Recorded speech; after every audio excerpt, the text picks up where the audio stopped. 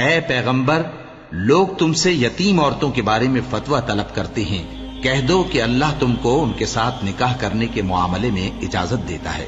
اور جو حکم اس کتاب میں پہلے دیا گیا ہے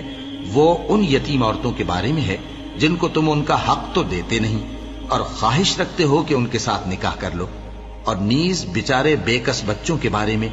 اور یہ بھی حکم دیتا ہے کہ یتیموں کے بارے میں انصاف پر قائم رہو، اور جو بھلائی تم کرو گے تو بے شک اللہ اس کو جانتا ہے۔ اور اگر کسی عورت کو اپنے خاوند کی طرف سے زیادتی یا بے رخی کا اندیشہ ہو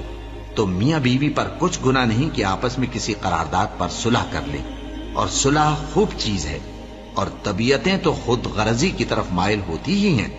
اور اگر تم نیکوکاری اور پرہیزگاری کرو گے تو اللہ تمہارے سب کاموں سے واقف ہے۔ اور تم خواہ کتنا ہی چاہو بیویوں میں ہرگز عدل نہیں کر سکو گے، تو ایسا بھی نہ کرنا کہ ایک ہی کی طرف ڈھل جاؤ اور دوسری کو ایسی حالت میں چھوڑ دو کہ گویا ادھر میں لٹک رہی ہے۔ اور اگر آپس میں مصالحت کر لو اور پرہیزگاری کرو تو اللہ بخشنے والا ہے، بڑا مہربان ہے۔ اور اگر میاں بیوی ایک دوسرے سے جدا ہو جائیں تو اللہ ہر ایک کو اپنی وسعت سے غنی کر دے گا، اور اللہ کشائش والا ہے، حکمت والا ہے۔ اور جو کچھ آسمانوں میں اور جو کچھ زمین میں ہے سب اللہ ہی کا ہے۔ اور جن لوگوں کو تم سے پہلے کتاب دی گئی تھی ان کو بھی اور اے نبی تم کو بھی ہم نے حکم تاکیدی کیا ہے کہ اللہ سے ڈرتے رہو، اور اگر تم لوگ کفر کرو گے تو سمجھ رکھو کہ جو کچھ آسمانوں میں اور جو کچھ زمین میں ہے سب اللہ ہی کا ہے، اور اللہ بے نیاز ہے، لائق حمد و ثنا ہے۔ اور پھر سن رکھو کہ جو کچھ آسمانوں میں اور جو کچھ زمین میں ہے سب اللہ ہی کا ہے، اور اللہ ہی کارساز کافی ہے۔ لوگو،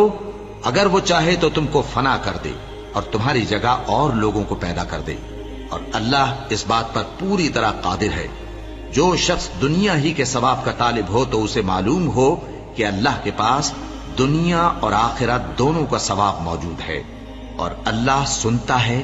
دیکھتا ہے۔ اے ایمان والو، انصاف پر قائم رہو اور اللہ کے لیے سچی گواہی دو، خواہ یہ تمہارے اپنے خلاف یا تمہارے ماں باپ اور رشتہ داروں کے خلاف ہی ہو۔ اگر کوئی امیر ہے یا فقیر تو اللہ ان دونوں کا زیادہ خیر خواہ ہے، پس تم خواہش نفس کے پیچھے چل کر عدل کو نہ چھوڑ دینا۔ اگر تم لگی لپٹی بات کہو گے یا سچائی سے پہلو تہی کرو گے تو جان رکھو اللہ تمہارے سب کاموں سے واقف ہے۔ مومنو، اللہ پر اور اس کے رسول پر اور جو کتاب اس نے اپنے اس پیغمبر پر نازل کی ہے اور جو کتابیں اس سے پہلے نازل کی تھیں سب پر ایمان رکھو،